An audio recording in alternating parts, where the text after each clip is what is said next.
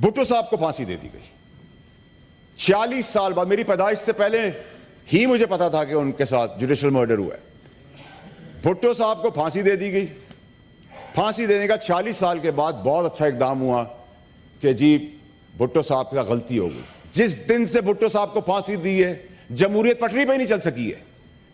आपने जमहूरियत के अलमबरदार को जान उसकी ले ली, तो जान तो आपने ले ली।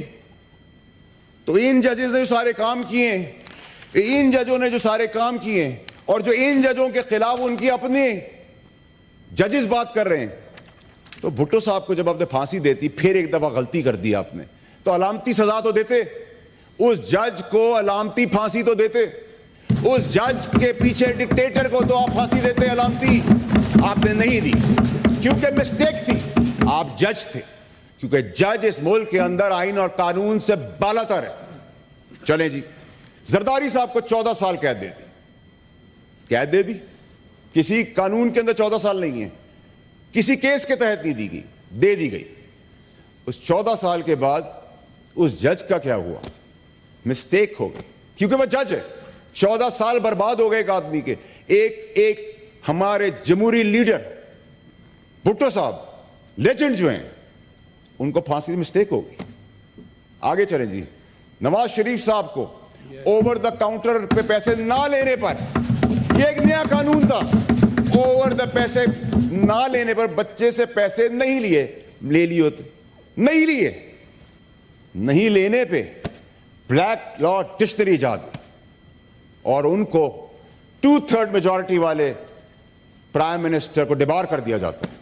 चलें जी, मिस्टेक हो गई। सिसेलियन माफिया कहा गया उनको। काश उनकी पार्टी खड़ी होती जैसे मैं खड़ा हूं। चलें जी, आगे बढ़ें। इमरान खान साहब, हुकूमत चल रही है, रात को छुट्टी वाले दिन अदालतें खुल जाती हैं, अदालतें खुल जाती, पाबंद कर देती है। अब इसमें दो बड़े इंपॉर्टेंट फैक्टर्स हैं मैडम, इसको आपने बड़ा गौर से सुनना है। सुप्रीम कोर्ट खुली तो समझ में आता है कि सुप्रीम कोर्ट ने आइन और कानून के तहत उसको प्रोटेक्ट करना था, नो वोट ऑफ कॉन्फ्रेंस को, तो उन्होंने पाबंदी के तौर पर वो खड़े रहे, उन्होंने अपनी अदालतें खोली।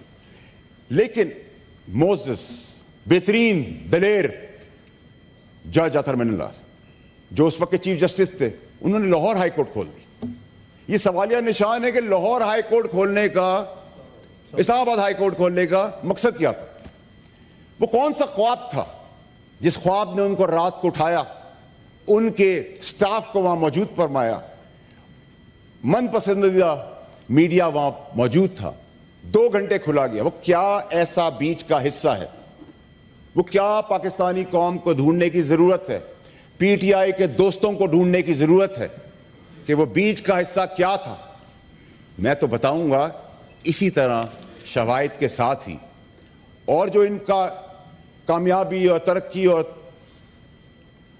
तारीखी फैसलों और इस्लामाबाद हाई कोर्ट से कुछ माह पहले रिटायर होने से पहले वो सुप्रीम कोर्ट क्वालिफाई कर जाता है, उस तक का सफर तो वो अपनी आप में खुद ही बताएंगे कि उनकी वो जो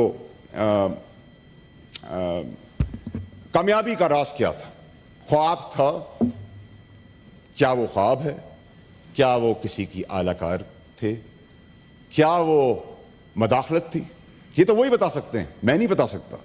अब आ जाएं जी कंटेम्प्ट के ऊपर। मैडम, कंटेम्प्ट होता है, एक पार्टी जाती है सुप्रीम कोर्ट के बाहर, डंडे, गुलेल, पत्थर और पता नहीं क्या क्या, वहां तकरीर की जाती है कि निकालो, हम घसीट के बाहर निकालेंगे। ना कंटेम्प्ट होता है, ना जेल होती है, ना सजा होती है, क्योंकि बहादुर बड़े दिल के मालिक वहां बैठे हुए थे। चलें जी, आगे बढ़ते हैं। एक पार्टी नाम ले ले के गालियां देती है, एब्यूजिव लैंग्वेज यूज करती है, ऐसे रिमार्क्स यूज करती है कि हम यहां अपने फोन्स पे भी अकेले बैठ के नहीं देखते, कोई एक्शन नहीं। क्यों? क्योंकि ट्रोल्स आ जाएंगे, ट्रोलिंग होगी आपकी। तो हमारी मेरी मां इस दुनिया में नहीं थी, मैं प्रिंसिपल्स पे इस पार्टी से निकाला गया और मैं हटा इस पार्टी से। मेरी मां उस वक्त इस दुनिया में नहीं थी ऑन बब्बी साहब मेरे दोस्त बैठे हैं, बड़ी इज्जत करता हूं मैं उनकी। मेरी मां की ट्रोलिंग हुई तो मैंने किसी से जब आवाज उठाई तो किसी ने नोटिस लिया। क्या नोटिस से वकार, इज्जत, सादिक अमीन के ना करदा काम के बावजूद भी आप पे एप्लीकेबल है, हम पे नहीं। फिर आपसे मैंने सवाल किया, मैडम, कंटेम्प्ट मुझे लगा दी गई, बता बुलाया लिया गया नोटिस के अंदर। मैं तो कंटेम्प्ट के करीब से भी नहीं गुजरा हूं। मतलब ये ऐसी बात है कि अब रऊफ हसन साहब की मैंने बात की, मुझे तकलीफ दे, मैंने कंडेम किया उसको, लेकिन आप उसमें मुझे इंगेज कर दें। किसी को नॉन लेट मिला आप उसमें इंगेज करें, किसी की बिजली चली गई उसमें मुझे इंगेज करें, किसी का टायर पंचर हो गया मुझे इंगेज कर लें, क्योंकि मैं सही बात कर रहा हूं। या मुझे प्रीएम्प्ट कर लिया है कुछ हजरात ने कि मैं मवाद, सबूत, शवाहिद लेके आगे बढ़ रहा हूं। मैडम, आज तो मैं आप ऐवान का सिर्फ ये टेस्ट केस जो आला अदलिया को खुद कर लेना चाहिए था, शवाहिद समेत, ये इतना छोटा सा काम था, खुद कर लेते। इससे आपको पता चलता है कि पाकिस्तान में अदल और इंसाफ कहां जा रहा है। आगे बढ़े जी। मैंने सवाल किया जज बाबर सत्तार की तकर्री के टाइम पे, prior to his elevation as high court जज। उसमें फिर जबरदस्त किस्म के अनमोल जस्टिस देने वाले जस्टिस अतर मिनल्ला, उन्होंने कहा कि जी, एक लेटर इशू किया मेरी डिमांड पर, कहा कि जी हमारे पास इट्स रिपोर्टेड, रिपोर्टेड का वर्ड यूज कर तासुर दिया गया, गुमराह करने की कोशिश की गई कि मैं भी गुमराह हुआ। मैंने कहा इसका मतलब तो इनका सबूत है, रिकॉर्ड पे है, जो भी है, whether it is green card, blue card, red card, I am not interested, I am not concerned, I am not bothered, I am not pushed. क्योंकि इस मुल्क के अंदर यह भी नलायकी हमारी है कि हम अगर बाय बर्थ, पैदाइश के तौर पे गांव की जगह अमेरिका में पैदा हो जाएं तो हमसे तो हमारी सिटीजनशिप ले ली जाएगी। और मैंने मैडम इस अवान के अंदर आपको बताता हूं, मैं वाहिद पाकिस्तानी हूं जिसने अपनी औलाद, अपने बीवी बच्चे, अपने मां बाप, बहन भाई, किसी को जो एलिजिबल हैं उनको भी सिटीजन नहीं रहने दिया। ना वो सिटीजन है किसी और मुल्क के, ना मैंने ग्रीन कार्ड ले लिया है कि कल जब मेरी रिटायरमेंट हो तो मैं यहां से ग्रीन कार्ड के बेसिस पे पासपोर्ट लूं और उड़ जाऊं। मेरा कंसर्न नहीं, I am not bothered, I never raised the question. उस चीज के ऊपर मैंने क्वेश्चन ही नहीं किया मैडम। लेकिन मुझे जवाब में कहा गया, पहला जवाब में दिखाया गया कि जैसे रिकॉर्ड है, ठीक है जी। मैंने फर्दर आगे प्रोब किया तो कहा रिकॉर्ड नहीं है, तो फिर तो आप सादिक अमीन नहीं रहे। कोड ऑफ कंडक्ट आर्टिकल 2 जिसमें आपको बताया जाता है कि कॉशियस होना है, आपने अल्लाह से डरना है, आपकी जबान अच्छी होनी चाहिए, आपके अंदर ग्रीड नहीं होनी चाहिए, आपके अंदर झूठ नहीं होना चाहिए। लेकिन वो सब क्राइटेरिया सर, ये आपके और मेरे लिए हो रहा है, ये ऐवान की इज्जत के लिए बात करो, मेरी और आपकी एक ही चीज है सर। आप भी करेंगे, हम सुनेंगे सर इज्जत से। सर 1 मिनट 2 मिनट दे दे सर, 2 मिनट दे दे बात करने दे, बाद में कर ले सर। अगर आपकी खैर है तो इज्जत मसला आएगा सर, हम आधी रात में भी आपके साथ। सेनेटर बाउडर साहब, आप चेयर को एड्रेस करें और प्लीज आप वाइंड अप कीजिए। शुक्रिया। सेनेटर मोहसिन, शोर मचाने से माइक नहीं मिलेगा, शोर मचाने से हरगिज माइक नहीं मिलेगा। Please carry on. आपको टाइम दूंगी, मैंने दिया था, आपके लीडर ऑफ अपोजिशन खड़े हो गए थे, उनको तरजीह मिलती है। मैडम स्पीकर, मैडम ठीक है मैडम, मैंने कहा आपको तरजीह मिलती है मैडम। जी जी प्लीज वाइंड अप। मैडम, इस मुल्क के अंदर जहां ला कानूनियत है, ना इंसाफी है, जुल्म बर्बरियत है, वहां खवातीन, हमारी बहन बेटियां, माएँ इंसाफ के लिए जब अपनी जदाद, अंगूठी, घड़ी, खेत, ट्रैक्टर बेच देती हैं तो इस मुल्क के अंदर अजमतें बेचती हैं, अपनी इज्जत बेचती हैं कि उससे पैसे मिल जाएं और उनका काम हो जाए। ये जुल्म बर्बरियत को हमने आइडेंटिफाई करना है। और फिर मैं बड़ा मुखालिफ हूं जी नून लीग का, सियासी मुखालिफ हूं, दुश्मन नहीं हूं उनका, ये मैंने अब रियलाइज किया है। मेरी जानी दुश्मनी उनसे नहीं, मुखालफत है। उस मुखालफत में मैं बड़ा क्लैरिटी से आपको बताना चाहता हूं मैडम कि अगर उनके मनसब पार्लियामेंट, चाहे वो पीटीआई, एमक्यूएम, पीपल्स पार्टी या नून लीग होगी, और शब खून मारने की बात की जाएगी और एग्जीक्यूटिव के इंटेग्रिटी को कोई क्वेश्चन करेगा, समेत मेरे हम सब साथ खड़े होंगे।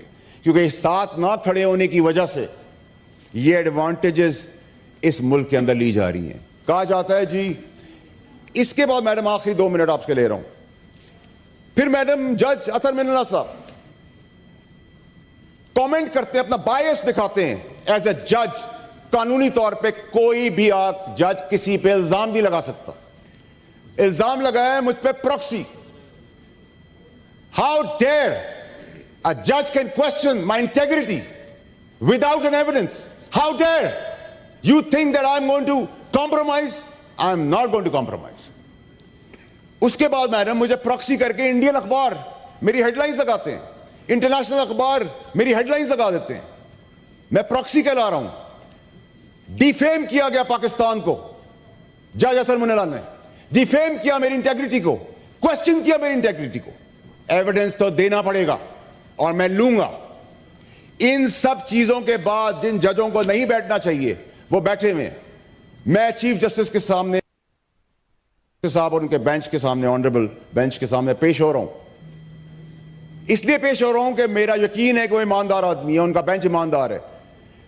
इसी तरह मैं मैडम जस्टिस अता बंदयाल साहब, ऑनरेबल जस्टिस मंसूर अली शाह साहब और justice honourable justice Ayesha Malik साहब के सामने पेश हुआ। उनका कॉन्डक्ट ऐसा कॉन्डक्ट था कि आदमी मॉरली इमोशनली चार्ज हो जाता है, अच्छाई की तरफ बढ़ जाता है। मुझे उन्होंने जब 2 दफा बर्बरियत से मुझे डिस्क्वालीफाई किया गया अनप्रेसिडेंटेड वे में, नो ट्रायल, क्योंकि जज अतर मिलना को मुझे इंसाफ नहीं देना था, बायस था और बोग्स इतना था कि मुझे प्रॉक्सी भी कह दिया। So it's a long history, although I don't know him. तो जब मैं उनके आगे पेश हुआ ऑनरेबल जजेस के सामने सुप्रीम कोर्ट में, तो उन्होंने मुझे कहा आप इसको रिग्रेट करते हैं? मैंने कहा नहीं जी, मैं 10 कदम और आगे बताऊं। रिग्रेट के साथ आई ऐड एन अपॉलजी, उसके साथ आई ऐड अपना रेजिग्नेशन। मैडम, मैंने एक तकरीर की, एक प्रेस कॉन्फ्रेंस की। उस प्रेस कॉन्फ्रेंस के अंदर जो जो मैंने लफ्ज़ कहे, जो जो बातें मैंने की, ज़ेर और ज़बर समेत, उन सब पे मैं आज भी स्टैंड करता हूं और एक एक बात को ओन करता हूं, क्योंकि मैंने किसी की ना तज़लील करने की कोशिश की है, ना मैंने किसी को पॉइंट आउट किया है, ना मैंने in general by and large ये बातें की हैं। और मैं इस नेचर का हूँ, मैं ब्लंट आदमी हूँ, मुझे मुनाफकत नहीं आती। मैं जैसा हूँ वैसा ही दिखता हूँ और वैसी बात करता हूँ। I am a open book.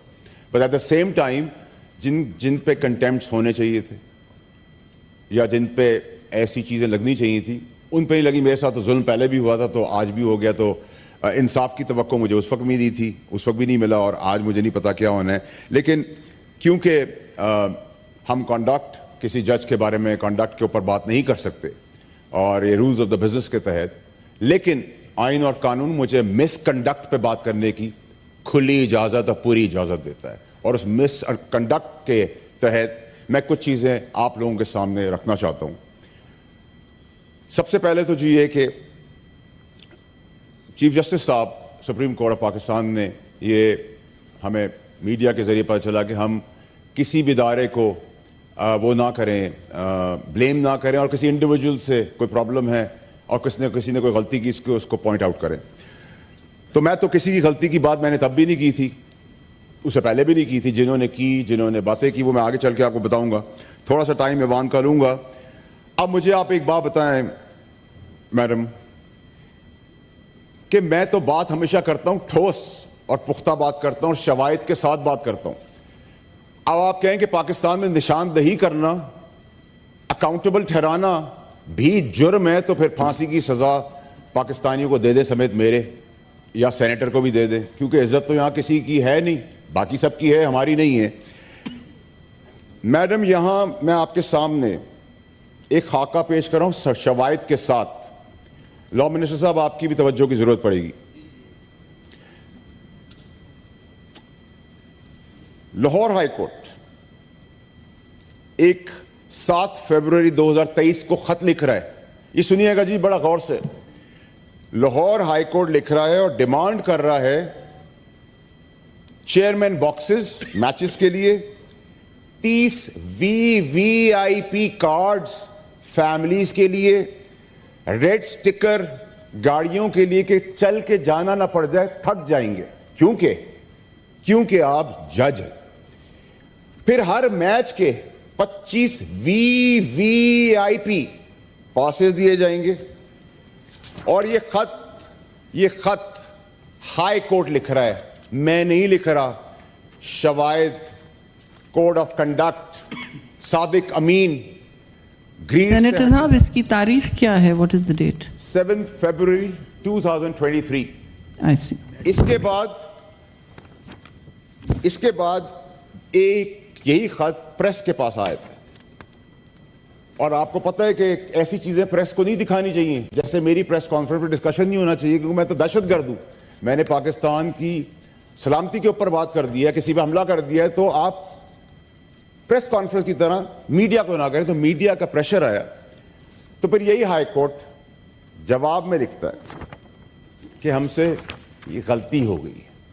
अब इस पेपर के बाद, हाई कोर्ट के पेपर के बाद, इस जज साहब को मिसकॉन्डक्ट के सादिक और अमीन के जुमरे में लाकर, जो जज लाखों गरीबों की किस्मत के फैसले नहीं कर रहा, उसके पास टाइम है कि 30 passes VVIP along with red sticker for their cars, ताकि वॉक ना करनी पड़े।